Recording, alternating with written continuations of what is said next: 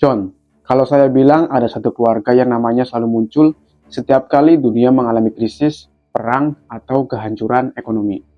Mungkin kalian langsung berpikir ini cerita konspirasi, tapi bagaimana jika aku bilang keluarga itu benar-benar ada, benar-benar sangat kaya, dan benar-benar pernah mempengaruhi jalannya sejarah negara Eropa selama ratusan tahun. Dan pertanyaannya bukan lagi apakah mereka nyata, melainkan seberapa jauh cerita tentang mereka telah dibesar-besarkan. Jadi begini John, dia adalah Rothschild. Sering disebut sebagai penguasa dunia di balik layar. Ada yang percaya mereka mengendalikan bank sentral, menciptakan perang, bahkan menentukan siapa yang berkuasa dan siapa yang akan jatuh. Tapi di sisi lain nih John, ada sejarawan yang menyebut semua itu hanyalah mitos lama yang terus didaur ulang. Dan di video kali ini John, aku tidak akan mengajak kalian untuk percaya pada teori konspirasi, tapi juga tidak akan menutup mata terhadap fakta sejarah. Kita akan membuka cerita ini dari awal, melihat bagaimana sebuah keluarga biasa bisa menjadi simbol kekuasaan global dan kenapa mereka sampai hari ini nama mereka masih menimbulkan ketakutan dan kecurigaan. Jadi kalian harus tonton video ini sampai akhir, karena yang akan kita bahas bukan hanya tentang keluarga Rothschild, tapi tentang cara manusia memahami kekuasaan, uang, dan musuh yang tidak terlihat. John, subscribe dulu John. Let's go.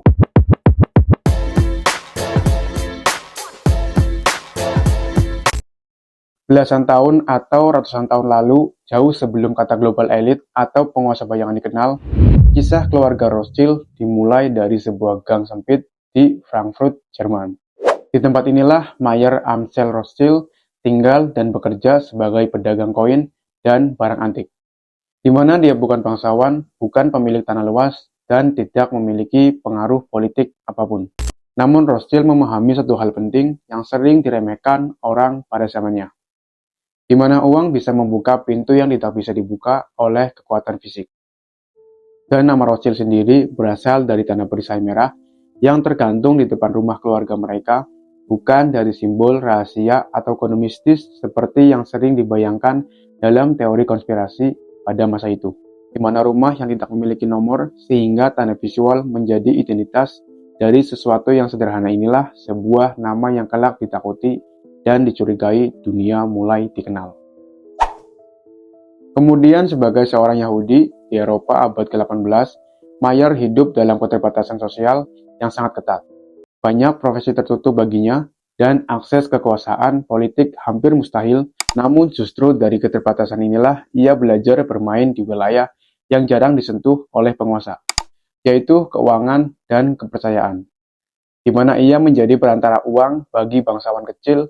Dia mengelola aset dan membangun reputasi sebagai orang yang bisa dipercaya, di mana kepercayaan adalah mata uang paling berharga pada masa itu.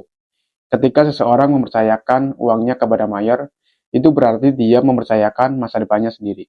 Mayer tidak hanya mengumpulkan kekayaan, tetapi juga jaringan relasi yang kelak menjadi fondasi kekuatan bagi keluarga Rothschild.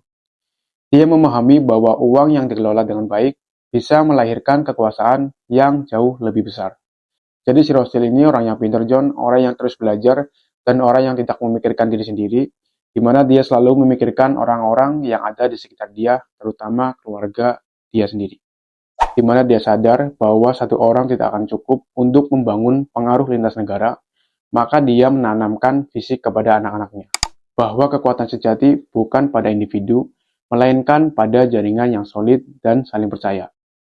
Dan dari sinilah John, cerita keluarga Rothschild mulai bergerak dari kisah seorang pedagang sederhana menjadi awal dari sebuah dinasti keuangan, sebuah perjalanan yang nantinya akan melahirkan kegaguman, kecemburuan, sekaligus ketakutan global, di mana dia terus hidup hingga hari ini.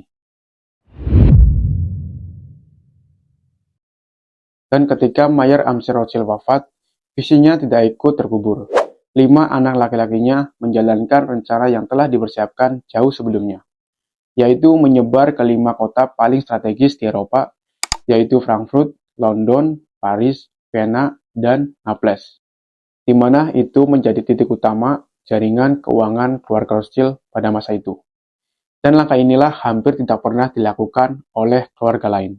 Dan keunggulan terbesar keluarga Rothschild bukan hanya pada jumlah uang yang mereka miliki, melainkan pada kecepatan informasi di era ketika kabar dari satu negara ke negara lain bisa memakan waktu berminggu-minggu, di mana mereka memiliki kurir pribadi dan sistem komunikasi internal yang sangat efisien.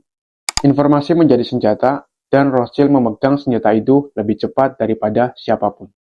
Jadi keluarga Rothschild ini benar-benar ada persiapan, John, di mana dia menitipkan uang atau seperti investasi lah intinya di berbagai perusahaan seperti perbankan atau ke obligasi, di mana sebuah proyek besar atau ke negara-negara yang membutuhkan asupan seperti kekurangan dana ataupun apa, mereka memintanya ke keluarga Rothschild. Dan keunggulan ini mencapai puncaknya saat Eropa dilanda perang Napoleon. Negara-negara membutuhkan dana besar untuk membiayai perang. Dan keluarga Rothschild hadir sebagai penyedia dana, pengatur pengiriman emas, serta perantara keuangan antar kerajaan, di mana mereka tidak bertempur di medan perang, tetapi pengaruh mereka terasa di balik layar. Disinilah lahir cerita terkenal tentang Perang Waterloo, di mana Rothschild disebut mengetahui hasil perang terlebih dahulu dan memanipulasi pasar keuangan negara Inggris. Gila nggak, John? Kalau punya uang banyak itu enak banget, John. Kita bisa tahu dulu apa yang akan terjadi tanpa kita harus mencari tahu. Cerita ini sering digunakan menjadi bukti bahwa mereka mengendalikan ekonomi dunia, namun ketika ditelusuri secara historis, kisah ini banyak dipenuhi distorsi, propaganda politik, dan sentimen anti-Yahudi, di mana itu paling kuat pada masa itu.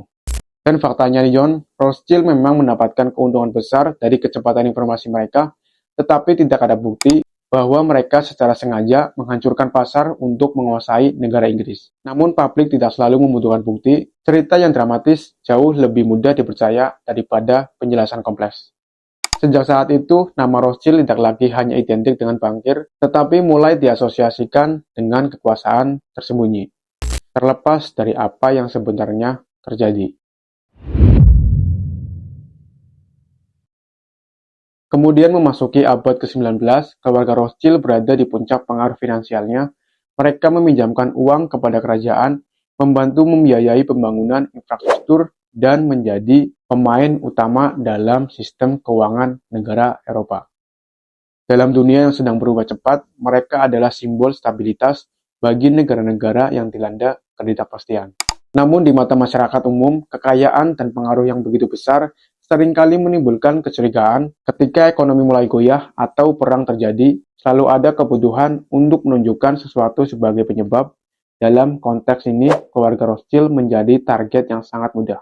Sebagai keluarga Yahudi yang kaya dan tertutup, mereka sering dijadikan simbol keserakahan dan manipulasi.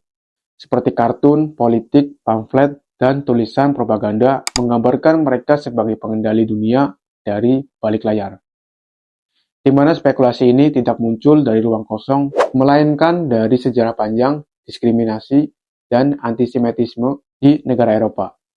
Banyak teori konspirasi modern sebenarnya hanyalah kelanjutan dari narasi yang sangat lama, dengan istilah baru dan kemasan yang lebih modern. Nama Rothschild tetap digunakan karena sudah terlanjur menjadi simbol yang dikenal sangat luas. Mereka tidak lagi dilihat sebagai manusia, melainkan sebagai konsep tentang kekuasaan itu sendiri. Dalam banyak kasus, fakta sejarah yang kompleks disederhanakan menjadi cerita hitam putih. Keluarga Rothschild tidak lagi dipahami sebagai keluarga dengan strategis bisnis cerdas, melainkan sebagai dalang tunggal dari semua krisis dunia. Sebuah gambaran yang jauh dari kenyataan, tetapi sangat efektif untuk membangkitkan emosi. Dan di titik inilah, John, sejarah dan mitos mulai bercampur, menciptakan cerita yang sulit dipisahkan antara fakta dan fiksi. Dan semakin lama cerita ini semakin direkayasa, di mana ini selalu dibuat-buat, di mana itu semakin sulit untuk kita mengoreksinya. Salah satu mitos terbesar yang terus beredar adalah klaim bahwa keluarga Rothschild menguasai semua bank sentral di dunia. Klaim ini terdengar meyakinkan bagi sebagian orang, tetapi runtuh ketika diuji dengan data ekonomi dan sejarah yang nyata. Sistem keuangan global terlalu kompleks untuk dikendalikan oleh satu keluarga saja. Banyak juga yang percaya bahwa Rothschild memiliki Federal Reserve Amerika Serikat, dan faktanya, Federal Reserve adalah lembaga yang strukturnya melibatkan banyak bank dan kepentingan nasional. Bukan milik satu keluarga tertentu, namun teori konspirasi jarang peduli pada struktur yang sangat rumit. Di mana klaim tentang kekayaan Rothschild yang mencapai ratusan triliun dolar juga tidak pernah bisa diverifikasi. Angka-angka ini sering diulang tanpa dasar yang jelas dan bertentangan dengan logika ekonomi global. Kekayaan mereka memang besar, tetapi tidak seperti yang digambarkan dalam cerita konspirasi. Jadi gimana menurut kalian, John? Apakah ini cerita yang dibuat-buat atau benar adanya atau fakta gitu kan? Kalian bisa tulis di kolom komentar yang tahu tentang berita ini, di mana hari ini keluarga Rothschild tidak lagi terpusat pada satu kekuatan tunggal. Mereka terbagi ke berbagai cabang keluarga dan menjalankan bisnis yang berbeda-beda. Beberapa bergerak di perbankan, investasi, manajemen aset, dan filantropi, dengan pengaruh yang jauh lebih terbatas dibandingkan masa lalu. Dan meskipun begitu, John, nama Rothschild tetap membawa beban sejarah yang sangat berat. Banyak orang yang masih melihat mereka sebagai simbol kekuasaan global, meskipun kenyataannya dunia modern dikendalikan oleh sistem yang jauh lebih kompleks dan saling terkait. Disinilah pentingnya, John, untuk membedakan antara kekuatan nyata dan imajinasi kolektif. Tanpa pemahaman ini, kita mudah terjebak dalam narasi yang menyesatkan.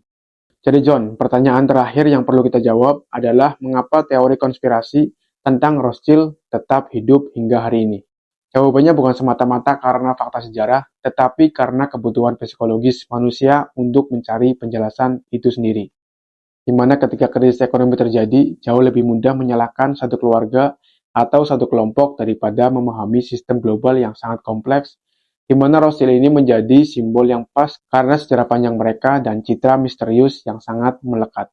Konspirasi memberikan rasa kepastian, ia menawarkan jawaban sederhana, musuh yang sangat jelas, dan narasi yang mudah dicerna. Sayangnya nih John, kepastian semu ini sering kali mengorbankan kebenaran.